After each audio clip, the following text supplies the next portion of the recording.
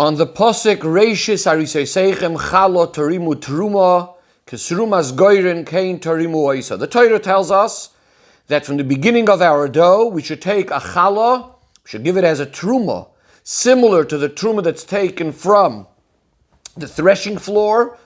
That means regular truma that's taken from produce. In a similar way, you should take this part of your dough. Rashi explains, why does the Torah say kesrumas goyren, like from the threshing floor? That just like the truma of regular produce, that does not have a specific shear, a specific measurement, in a similar way is this truma.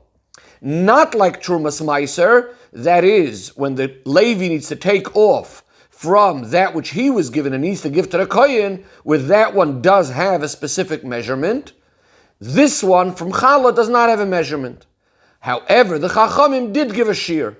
For a balabayis, for a regular person that's baking his bread, needs to take off 1 out of 24. Ulenachtoim, and a baker needs to take off 1 out of 48. So the Rebbe says we need to understand a number of things. Number one, Rashi quotes from the Medrashim and Maimori Chazal in Halacha only when it's somehow relevant and necessary in Pshutei Shel Mikra. As Rashi himself tells us the rule, Vani loy basi elo l'Pshutei Shel Mikra. I'm only here for Pshutei Shel Mikra. So the fact that Rashi is telling us that there is no shear, and it's not like Trumas Meiser, that does have a measure, that we understand, because Rashi is coming to explain to us what the pasuk is saying. When the pasuk is emphasizing that kesrumas goyren, why is the Torah coming to emphasize that it's like a truma, the truma of the threshing floor, the truma of regular produce, a regular truma? So, in other words, that it's specifically this type and not a different type of truma, which is trumas meiser. So we understand what Rashi is telling us, that the Torah is not coming, is coming to tell us that there is no specific measure. But why is it relevant for the pirush of our pasuk, the continuation that the Chachamim gave a shear and all the rest of that? Furthermore, says the Rebbe, even if we want to say that if Rashi would just bring that there is no shear, he doesn't want to stop just by saying that. And he wants to make sure we understand that that's only the Torah is not giving a shear, but the Chachamim did give a specific shear. So it's still not understood, why would Rashi need to explain the exact measure that the Chachamim give? This is seemingly completely irrelevant to the pshat, to the simple meaning of our psukim, and Rashi is not a sefer of halachos, he's only coming to explain to us Pshutei Shel Mikra.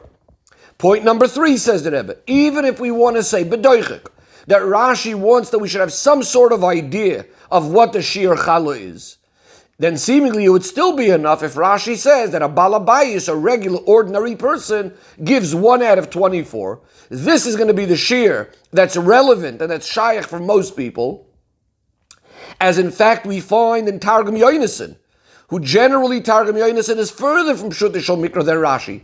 And yet Targum Yonason, when he speaks about it, only mentions the shear of 1 out of 24. Why does Rashi also have to add that the shear for a baker is 1 out of 48? Furthermore, says the Rebbe, seemingly this continuation that Rashi says that the Chachamim gave a shear is seemingly in contradiction to the beginning of the Rashi.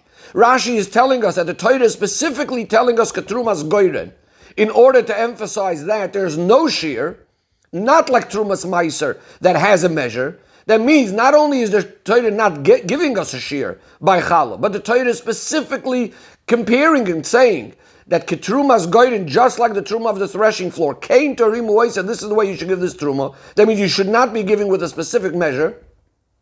How does that fit with in Pshutei Shel Mikra sense with what Rashi is saying? But the Chachamim come along and they do give a shear. And this leads us now to the next question. Even if Rashi wants for whatever reason to tell us that the Chachamim gave a shear, and also the details, the differences and so on, and all the details that we say, but seemingly this would have been appropriate to say this in the next pasuk, where the pasuk says Titnu la Hashem truma. Rashi says over there that because the Torah didn't give us a shear for challah, the pasuk is over here saying Titnu, that you should give to Hashem a truma, which means Titnu implies that there should be a significant amount that could be considered giving. So there seemingly would have fit What Rashi is saying, that the Chachamim actually gave us a shear for a balabayis a certain amount and for a baker another amount, etc.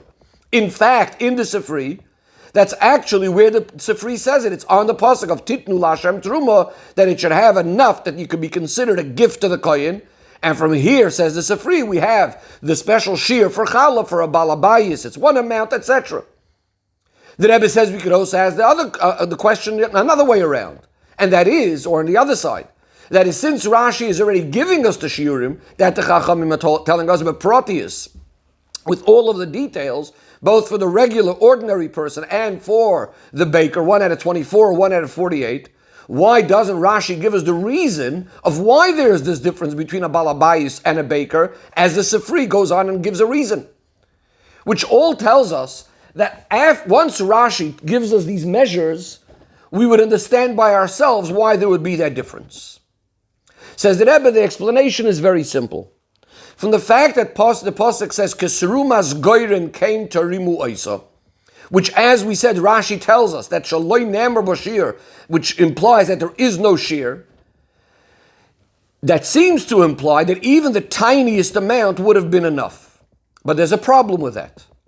In the simple reading of the pasuk says, "Reishis arisei seichem," from the beginning of your dough, what should you do? Chala tarimu truma. You should give a chala. What does a chala mean? So Rashi explains you should take one challah as a truma for Hashem, and Rashi explains what the word challah means. Rashi gives us an old French word, which is turtle. What does turtle mean? So turtle is a cake or a roll, a loaf. So according to this, the question is, how could you say that afroshas challah is like a trumas goyden, just like the truma of the produce, which has absolutely no shear, if the pasuk itself does tell us that you should be giving a challah? And a challah has a meaning. A challah is this cake, this baked loaf, or a loaf. It has a shear. And this is why Rashi adds in his explanation, and he says that even though the Torah doesn't give us a specific amount, but since the Torah does call it a challah, which is a turtle, which again means some sort of loaf, so therefore the Chachamim came along and they explained and they gave a shear of what needs to be given. That means that even though the word challah over here just means plain, just a loaf. However, but because the word challah does show on a certain type of chshivus that needs to be given in the thing that you're giving, clearly you can't just give crumbs or something like that. That's why the Chachamim came along and they did give a specific shear, also in the amount, in the quantity of how much the challah should be. But Rashi can't stop there. Because just to say that the Chachamim gave a shear won't be enough. Because if a challah, this loaf, doesn't have on its own a specific shear, there are clearly different size challahs, there are different size loaves. So one would have thought that the chiddush that the Chachamim are giving a shear for the challah is actually coming and telling us what size that challah always needs to be. In other words, regardless of the size of your dough, the challah always needs to be a specific amount. That the Chachamim came along and said, this is the shear of a challah. As we find by the challah that's brought with other karbonis, where there is a very specific amount that needs to be brought. And this is why Rashi says that, no, that's not the pshat over here. The Chachamim gave a shear in relation to the dough. In other words, for a balabayis it's going to be 1 out of 24, and for the baker it's going to be 1 out of 48. And since the Chachamim are giving the shear, again, not just as a thing for itself, you need to give this particular size, but it's coming as a result of the fact that the pasuk called it by the name of challah. So now we can understand, obviously, why Rashi doesn't need to explain the difference between the shiurim of the balabayis and the baker, because that will now be understood simply according to Pshut Shel Mikra. That is. So just a little introduction before we do the next piece. Again, just going back for a minute. What the Rebbe just said is that the Chachamim are learning because the Torah is calling it challah, so we're going to be giving a loaf. So now let's look at different size loaves. A balabayis, that's not a baker, not a businessman. What is he baking his challahs for? He's baking challahs for his family, for himself and his family. So relatively, these challahs are going to be bigger challahs. And therefore, if we say he's giving a challah to the kohen, so it's going to be a bigger challah. And that's why it's going to be 1 out of 24. On the other hand, a baker that bakes all sorts of challahs, for his different customers. So he's going to have poor people, he's going to have rich people, and so on. So therefore, amongst his chalos, he's also going to have small chalos. Furthermore, the Rebbe says, the amount that he is going to get, the profit that he's going to get, which is going to remain after all of his expenses for the flour, for the wood, etc., etc. So he also doesn't even have that much profit after all of that, and therefore he's giving a challah now. He's going to end up giving, or needs to give a smaller challah, 1 out of 48. Says the Rebbe said, now we can understand simply also why Rashi is bringing these two shiurim for the balabayis and for the baker. Because just like the general idea that the Chachamim gave a measure is all based on the fact that the Torah said to give a challah, the turtle, the loaf, that's what you should give. So too, the word challah itself is the reason, is the cause to differentiate between the different shiurim, between the baker and the balabayis. Because again, they have different size challahs. The balabayis, again, having naturally bigger challahs, and the baker often having the smaller challahs as well. So the word challah is telling us that there's going to be these different shiurim. The Rebbe says another reason why Rashi wants to bring both of these shiurim. And the Rebbe says like this. Rashi had told us earlier already that the amount of dough that would need challah to take care of from it is the shear of the, like by the month, there was an oimer legul goylus, an oimer per person. How big is this oimer that challah would need to be taken off it? The shear is, Rashi says, 43 1/5 eggs. That's the size. So now, if Rashi would only say the first shear, the shear of the balabayis, 1 out of 24. So again, let's look at the number. If we said that you're giving 1 out of 24, and the shears to start with, you have something of the size of 43 eggs, so 1 out of 24 is definitely much bigger than the size of 1 egg, the shear of a kabeya. So in other words, if we're coming along and saying now that the Chachamim gave the shear to be made is much more than a kabeya, this would be in contradiction to many other dinim that we learned already earlier, where usually the size is usually a kabeya, or the biggest is a kabeya usually. And that's why Rashi says, no, we're not speaking about a bigger shear over here. A baker only gives 1 out of 48. That means it could actually be smaller than the shear of a kabeya. The Rebbe now moves on and says, from the wondrous things that we could take out of this Rashi, is something that's of a shakal of a discussion by the Mefarshim, that seem to find a contradiction within Rashi itself.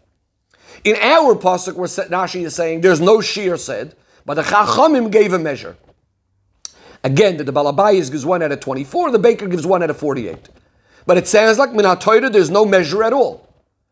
In the pasuk Titnu LaHashem that we quoted before, Rashi says that there needs to be a certain amount that can be considered giving. So challah does have a shear min ha-Torah seemingly. So the Rebbe is going to quote now various different mefarshim and then go back and say, but the way we explained the Rashi, there's no problem at all. So the Rebbe starts off with quoting the Mizrahi, Rebbe Eliyahu Mizrahi, who answers that when Rashi says Titnu LaHashem, that it has to have a certain amount, Kedei Nesina, a certain amount that can be considered giving, doesn't mean that Midoraisa there's any shear. This is what we call an asmachta. In other words, the Chachamim gave a shear, but they're sort of using as a support this pasuk in the Torah, but it's not an absolute chiyuv min ha-Torah to give any amount. The Gurarye says that kedei nesina, this that Rashi says you need to give a significant amount, doesn't mean that it's a chiyuv midoraisa. It means lemitzvah.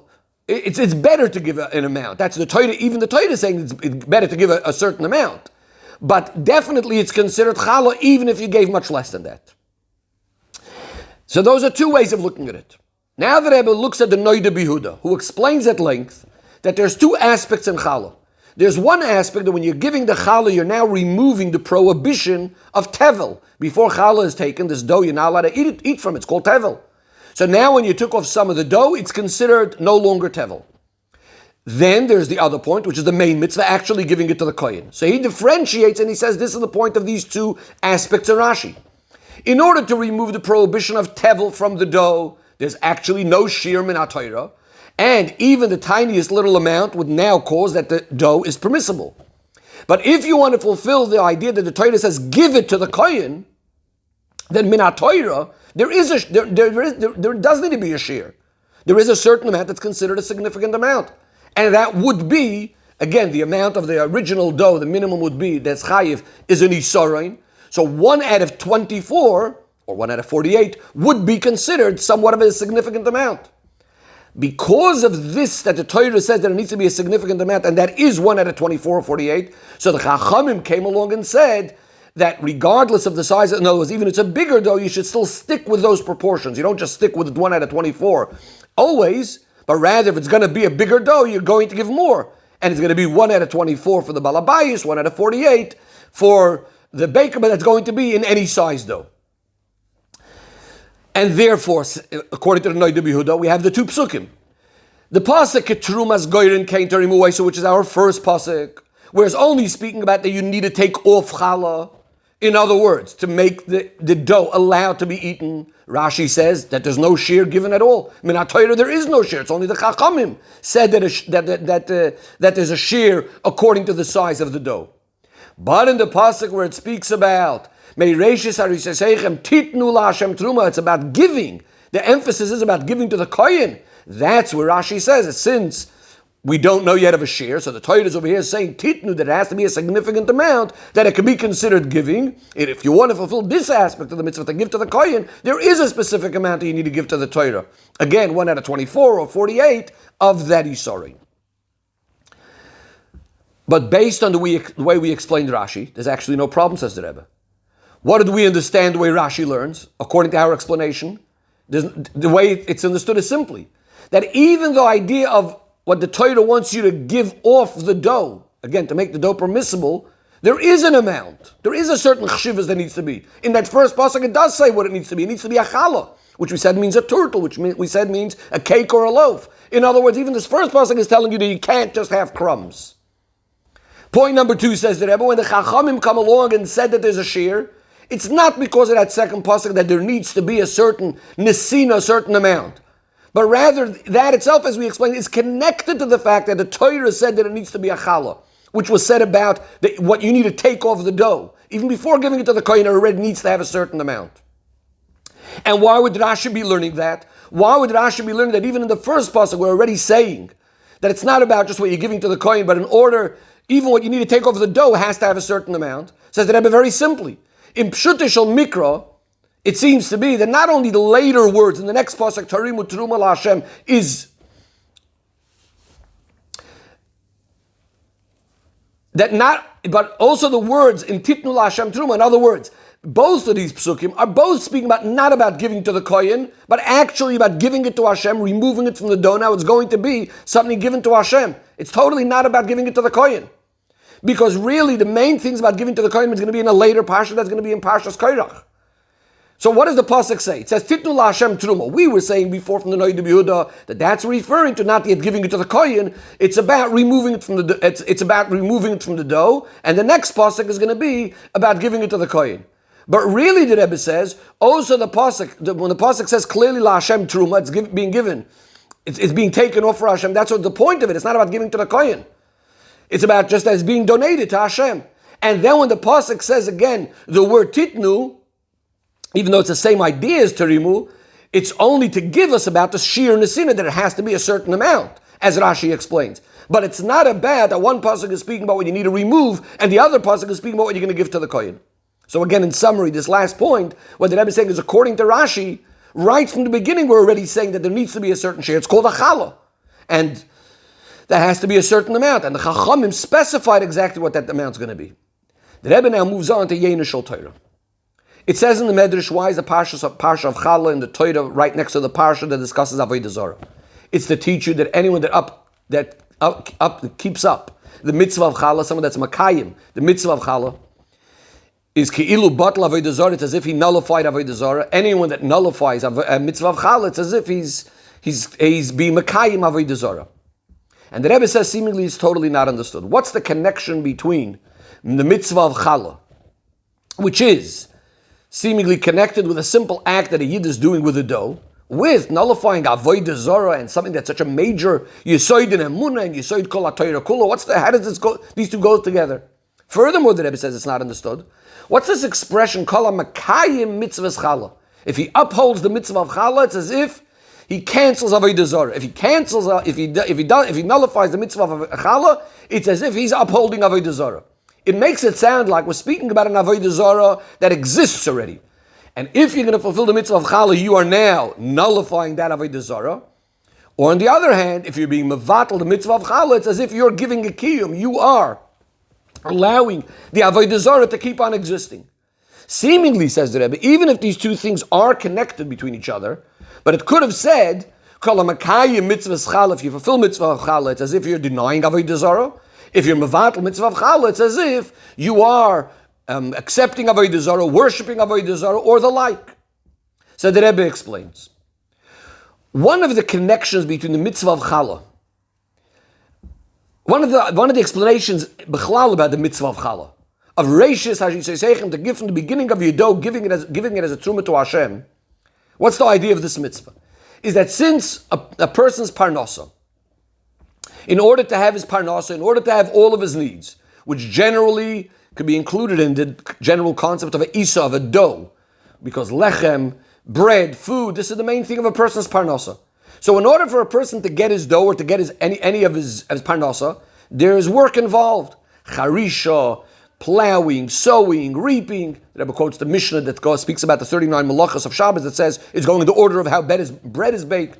In other words, there's things that are necessary al pi teva, and this is something that's the same by a Yid as well as by a non-Jew. So a person can make a mistake and think, number one, that chas v'shalom, it's not connected to Hashem, and that he's getting this parnasa through doing the things b'derech hateva, by the way of nature. Or, even if he understands that Hashem is the one that set up nature, but a person might think, and in other words, Hashem is the one that set up that if you're going to plow and you're going to sow, these are going to be the things that are going to happen. You're going to get your needs. But a person might still think, fine, that was the first time Hashem set it up that way, but afterwards it's no longer directly connected to Hashem. So here comes the hira of the mitzvah of challah, where a Yid is being told, Reishis harisayseichem, from the beginning of your dough, you're giving this donation to Hashem. That means even before you have your own personal pleasure from this dough, you're recognizing and you're doing an action about it. That the reish is the very beginning of it, the whole start of this dough, which actually includes, really, he's understanding the whole start of all of his things that he's provided with, is all teruma l'Hashem. In other words, he's recognizing that it's not coming because of his own work, it's not coming because of nature, but rather Hashem is the one that's giving you the power to be successful. It's Hashem's brachas, the one that makes you rich. Furthermore, since Hashem is constantly creating the world every second, me'ayin liyesh, from nothing into something. So in other words, not only is the bracha of Hashem clothing itself in teva and into your actions, but really the very idea of nature itself and all of your activities are not something of a metzius, of an entity on its own. Their whole metzius is only coming because Hashem is renewing it every single moment and giving it life. And therefore, when reishis hariseisechem chalo torimu truma laHashem, when you go ahead and you give this, not as a sense of tzedakah, especially that again, as we said before, we're not even speaking over here about giving it to the kohen. The point is, you're giving it away to the Eibishter. What are we acknowledging? Because we're recognizing that really it all belongs to Hashem. Says the Rebbe, we know that the general idea of avodah zarah, even al pi nigla, is not only when one serves avodah zarah mamish chas v'shalom, accepting it chas v'shalom as a godly thing, but even if he gives some sort of credit, some sort of importance to the kechavim, to the mazolos, to the planets, to the stars, including also to powers of nature itself, as if they have some power, some rulership. So even if he knows that the Eibishter is the one that created them and gave them the koyach, that's also a form of avodah zarah, because the truth is that all the powers of nature and the sun, the planets, the stars, and so on and so forth are all kigars and biyad hachoytze boy, like an axe in the hand of the wood chopper, which in other words doesn't have any sort of power on its own, not even choice to be able to change the hashpah. All these things are only like garments through which Hashem is giving the hashpah. The Rebbe says, in even a more subtle way, what might be considered avodah zarah is not only when you're considering that these koiches have any sort of power, but even if you're considering that they even exist outside of Hashem. In other words, even to say there's any sort of metzius outside of Elikus, because the truth is, einoid milvade, there is nothing besides Hashem. There is no metzius, there's absolutely nothing outside of Hashem. So the Rebbe says like this, when we look at the world and Teva, so on its own, this is not noticeable. The world and nature seem as if they are some sort of independent existence. Furthermore, it's not even noticeable, and you need to have his boinenus that the Eibishter is even the boss of this beautiful palace. In other words, that the Eibishter is running the world and everything on it. And therefore, when a Yid comes along and fulfills the mitzvah of Challah, he's recognizing, he's revealing to the world that the dough, the parnasa, that he is receiving through seemingly his own actions, through derech hateva, but he's acknowledging that it's really coming completely from Hashem. With this, he is being mevatel the avodah zarah. That I've asked before, which avodah zarah are we talking about that he's being mevatel? In other words, he's being mevatel that which seems and is seen in the world, as if the world is a metzius for itself and has some sort of power on its own. He is nullifying that. On the other hand, if he's mevatel the mitzvah of challah, in other words, if he's not appreciating and recognizing that his whole parnasa and all of his needs he's getting directly from Hashem, it's as if he's upholding avodah zarah. He's in this sense giving some sort of credit to those powers of nature as if they are some sort of metzius of themselves.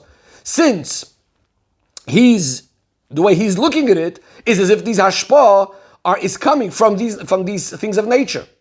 Furthermore, the Rebbe says, even if a person was mevatel the mitzvah of challah b'shoigig, that means he forgot to take off challah. Even in that case, he's in some way upholding avodah zarah. Because when can you forget about something that's only shayich, something that's not visible, something that's not open in front of your eyes? Something that you see in front of you, obviously you're not going to forget about. So if a person can forget to give challah, that means he's not realizing, recognizing, seeing in everything that it's coming from the Eibishter. In that way itself, he's chas v'sholem giving some mitzias to avodah zarah, that avodah zarah that's seen in the world on its own. Says the Rebbe, based on all of this, will now be very, very geschmack, the different shiurim by the mitzvah of challah. Just like avodah zarah is asur, the prohibition is even on the tiniest little amount, so too in giving of challah, on its own there is no shear. Even the tiniest amount in quantity would be enough. But on the other hand, just like avodah zarah, so just like the way avodah zarah started, and also afterwards, avodah zarah is about people worshiping the sun and the moon or different statues, but there's something that they're worshiping. Or the Rebbe says at one level, there's halacha speaking about if a person sets up a brick and bows down to it. In other words, there's something that does have a certain shear to a certain extent. So in a similar way, by mitzvah of challah, Chachamim did give a shear, also the quantity of it. What does this mean? So the Rebbe explains like this. As far as the etzem haneshama is concerned, that idea of the emunah, the isur of avodah zarah is absolute even in the tiniest little amount. In other words, that from the emunah perspective, there's not allowed to be, of course, there is no room for anything outside of Hashem. Not even in the most subtle way. And just like in the isur of avodah zarah, you can't have even the tiniest idea of anything outside of Hashem, so too in the positive side, in the mitzvah of challah, that nekudah of emunah, that nekudah that's arousing us, to recognize that the Eibishter is the only Metzias, there is no shear in the amount. However, what is it? We call it a challah. In other words, we said a challah does mean that quality, it does have a certain shear. In other words, there is something over here. Because that nekudah of the emunah mitzad, the etzem hanefesh, in its quality, there's absolutely no limitations at all. The power of that etzem hanefesh. Come along the chachamim, and they do give a shear. In other words, when we want to speak about that emunah of the etzem hanefesh coming down into chachma, into seichel, chachamim, into chachma, so there is a shear. What does that mean? Because just like with avodah zarah, there may be different measures to what extent a person is making a mistake, acknowledging the world and taking it as a metzias, which is avodah zarah. In a similar way, the mitzvah of challah, which is coming to cancel out and to negate the avodah zarah, also in the seichel of the person, there's also going to be a certain amount, a certain shear to cancel out that avodah zarah. What does that mean? And the Rebbe is going to explain now the differences between the balabayis and the nachtin, as we'll see in a moment. But the Rebbe says, since in the idea of avodah zarah, which challah is coming to negate, we said doesn't only mean avodah zarah in the literal way, chas v'sholem, but also the fact that in a subtle way you could give some sort of credit to the darkei hateva, that because you're so used to them, you might think that they are the cause for your parnasa.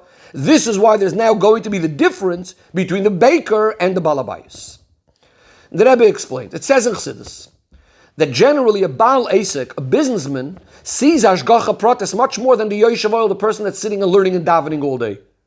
The Baal Asik, the businessman, has to do various different activities, different things to be able to earn his money from the business. He has to go and buy merchandise, he has to sell and so on. And all of this, there's going to be all the different conditions of the time and place, and prices going up, prices going down.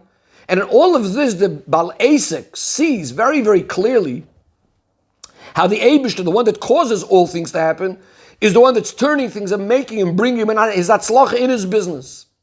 So therefore, that Baal Asik is the one that sees Hashgacha Pratis much more often in a much more open way than the Yoshev Oil, the person that's sitting and learning, which his parnasa is going to be usually a certain set amount that's coming to him ready-made and so on. He's not so involved in the world and seeing the Hashgacha Pratis and all these other things.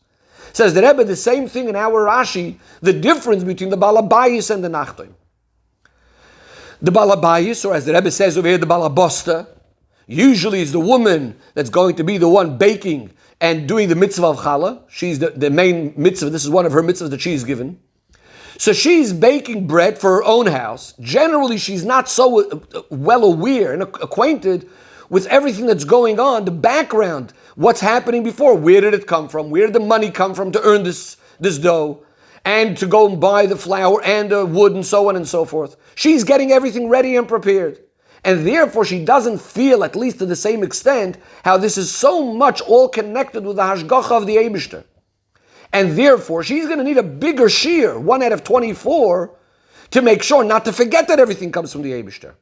On the other hand, the baker, who's usually the man, which is the Baal Asik, the businessman, like we said before, he's doing it for his parnasa in a way that it is very much connected with buying and selling and all the other conditions of business, as we said before.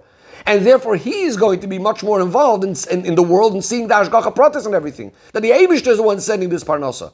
And therefore, for him, a smaller amount, 1 out of 48 will be enough to make sure that he doesn't make the mistake that could happen, thinking that nature, chas v'shalom, has any sort of power on its own. The Rebbe concludes with a bracha, that through the mitzvah of Challah, we're zoich, as it says, laniach bracha el beisecha, to bring brachas into our houses. Because we bring the Eibishter's bracha into all the matters of the house, that it's noticeable in all the matters of the house, how it's all being conducted and run the way the Eibishter wants. And then we also have the bracha in the literal sense, in all matters of the house, of baneh chaya, children, health, and parnasa, all in the best possible way.